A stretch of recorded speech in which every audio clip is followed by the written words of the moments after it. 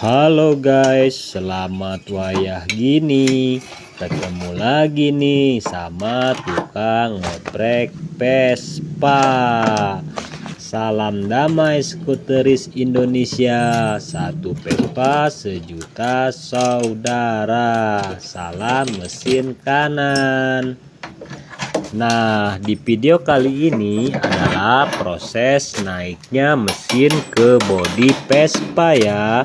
Yang mana naik mesin ke bodi Vespa ini dilakukan sendirian guys.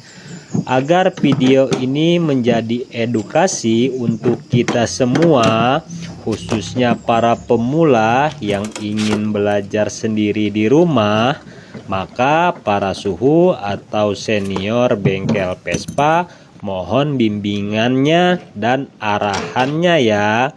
Jika ada kesalahan mohon diberitahu agar kita semua bisa lebih teliti dan efisiensi dalam pengerjaan naik mesin ke bodi Vespa.